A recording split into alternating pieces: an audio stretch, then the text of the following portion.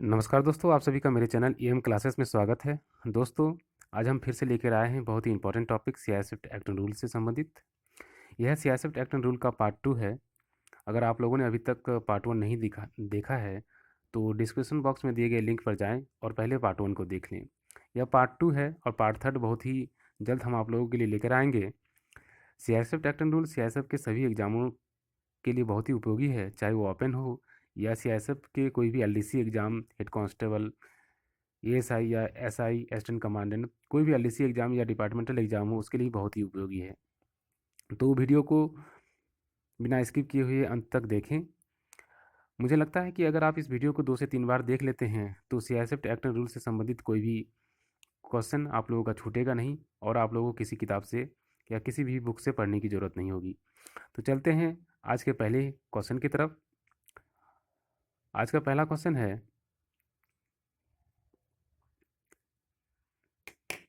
CISF के वेतन भत्ते सीआईएसएफ के वेतन भत्ते और अन्य कार्य किस धारा के अंतर्गत आता है?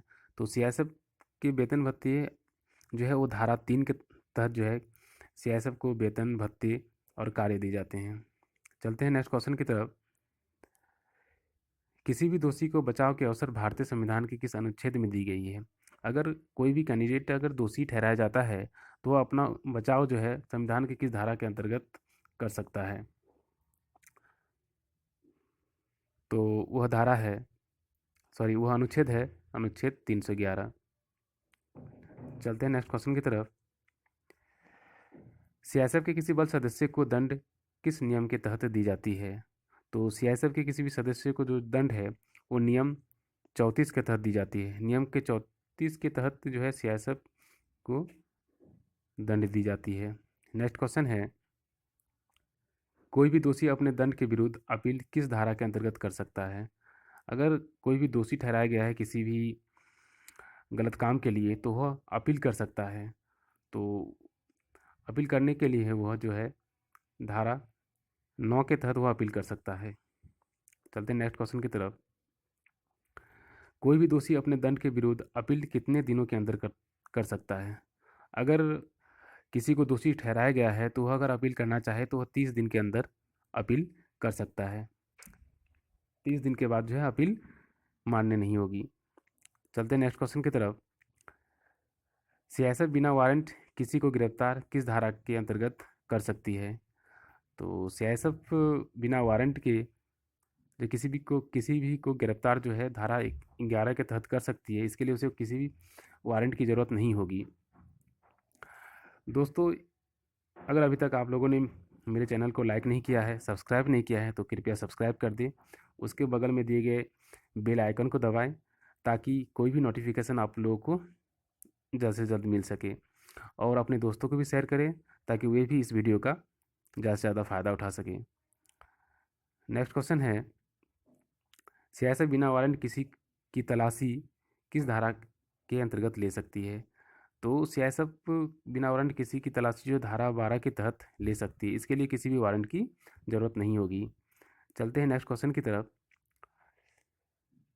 सीआईएसएफ किसी की तलाशी या बिना वारंट किसी को गिरफ्तार किस आईपीसी एक्ट के तहत कर सकती है?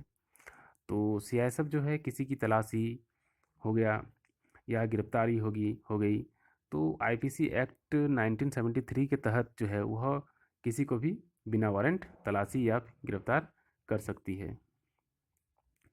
चलते हैं नेक्स्ट क्वेश्चन की तरफ।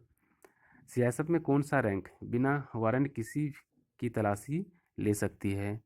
तो इसमें एक रैंक का दायरा बनाया गया है और सीआईएसएफ जो है हेड कांस्टेबल से एबव जो जितने भी सदस्य हैं, वो बिना वारंट किसी की भी तलाशी ले सकता है।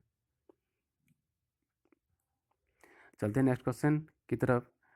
सीआईएसएफ के सभी बल सदस्य 24 × 35 डेज यानी 365 दिन के 24 आवर्स जो है वो ड्यूटी पर है। यह किस धारा के अंतर्गत आता है? तो आपको बताना है कि सीआईएसएफ जो 24 आवर्स ऑन ड्यूटी होता है, तो किस धारा के अंतर्गत यह बताया गया है?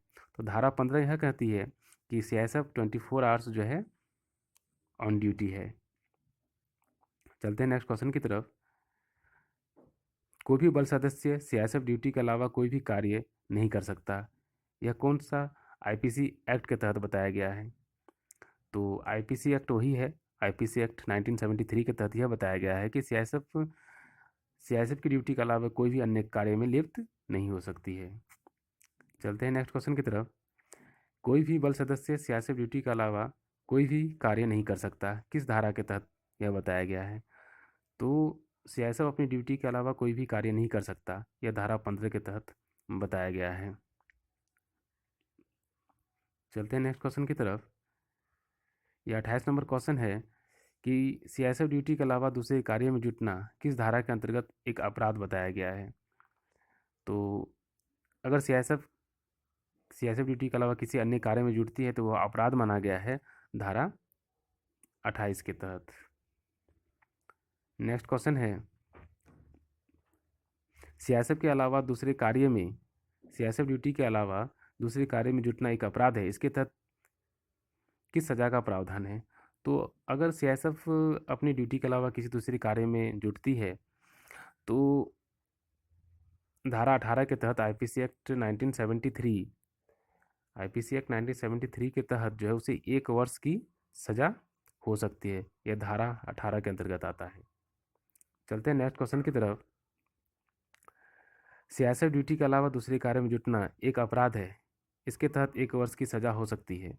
यह किस धारा के अंतर्गत आता है? जो अभी अभी हमने बताया है कि वो धारा 18 के अंतर्गत जो आता है कि सीआईएसएफ अपनी ड्यूटी के अलावा दूसरे कार्य में अगर जुटती है तो यह एक अपराध है।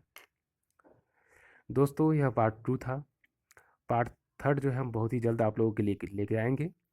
पार्ट 3 अपडेट के लिए मेरे चैनल को सब्सक्राइब करें, लाइक करें और बगल में दिए गए बेल आइकन को दबाएं ताकि आप लोगों को सभी नोटिफिकेशन जो है जल्द से जल्द मिलता रहे। और अपने दोस्तों को भी शेयर करें ताकि वह भी इस चैनल का, इस वीडियो का फ़ायदा उठा सके। जय हिंद, जय भारत।